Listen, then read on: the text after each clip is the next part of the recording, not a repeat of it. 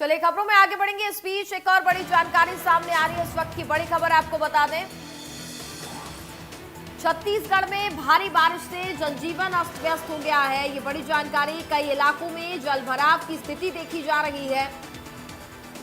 सड़कों पर भी पानी भर गया है। बलौदाबाजार में कई खेत डूब गए हैं। राजनांदगांव, दुर्ग, बालोद समेत कई जगह पर जलभराव की स्थिति देखी जा रही है। तस्वीरें भी आपको दिखा रहे हैं जहां पर नदी नाले भी उफान पर देखे जा रहे हैं। कई इलाकों में जलभराव की समस्या लगातार बरकरार है। सड़कों पर पानी भर गया है।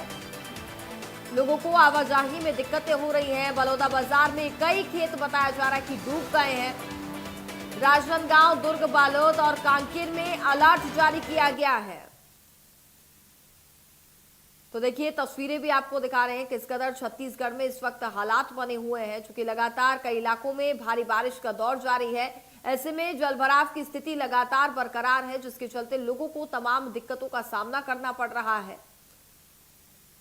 राजनांदगांव, दुर्ग, बालोद और कांकेर में अलर्ट जारी किया गया है। लगातार दीपक हमारे साथ बने हुए हैं। दीपक, छत्तीसगढ़ की अगर हम बात करें, चूंकि कई इलाकों में देखा जा रहा है भारी बारिश का दौर लगातार जारी है, ऐसे में जलभराव की स्थिति साफ तौर पर देखने को मिल रही है। इससे निपटने को लेकर के राज्य स्तर पर क्या तैयारियां हैं, प्रशासन कितना अलर्ट नजर आ रहा है, और साथ ही साथ ऐसे कौन से इलाके हैं जहां पर फिलहाल अलर्ट अभी जारी किया गया है?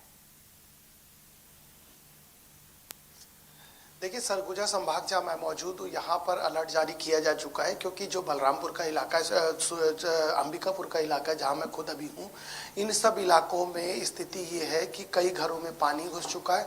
और जो शहरी इलाके हैं, इसमें निगम की सीधा सीधा पोल खुलती नजर आई है, क्योंकि बिलासपुर में घरों में पानी घुस गया। बिलासपुर में नौबत ये आ गई है कि बिलासपुर और रतनपुर और जो गोरेला पिंडरा मरवाई को सड़क जोड़ती है, इनका संपर्क टूट चुका है।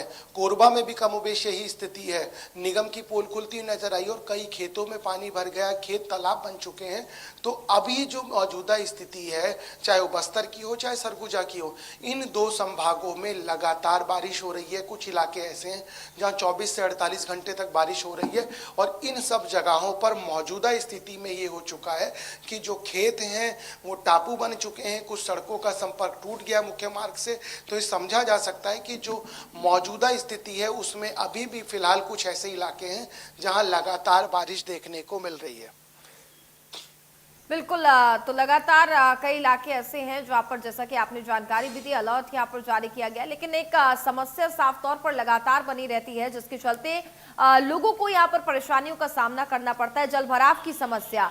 इससे निपटने के लिए क्या तैयारियां दीपक फिलहाल की जा रही है? क्योंकि तमाम दावे यहां पर किए जाते हैं कि पूरी व्यवस्थाएं कर ली गई हैं, लेकिन जब धरातल पर तस्वीरें सामने आती है तो नगर निगम की भी पोल खुलती हुई यहाँ पर दिखाई देती है। देखिए, जैसे जैसे जंगल काटे जा रहे हैं, कंक्रीट के शहर बसाए जा रहे हैं, उनके बाद इस तरह की स्थिति देखने को मिलती है। छत्तीसगढ़ के साथ साथ आप यदि देखेंगे, देश की राजधानी का भी कमोबेश यही हाल है। दिल्ली को आप देख लीजिए, वहाँ भी जैसे जैसे कंक्रीट के जंगल काट के जैसे जैसे कंक्रीट के शहर बनाए गए हैं, ड्रेनेज सिस्टम फेल है।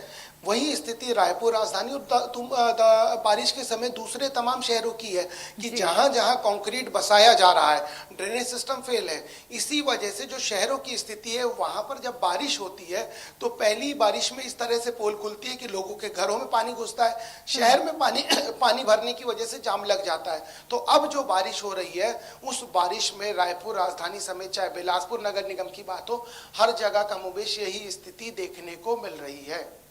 चलिए दीपक, बहुत बहुत धन्यवाद आपका हमारे साथ जुड़ने के लिए। तमाम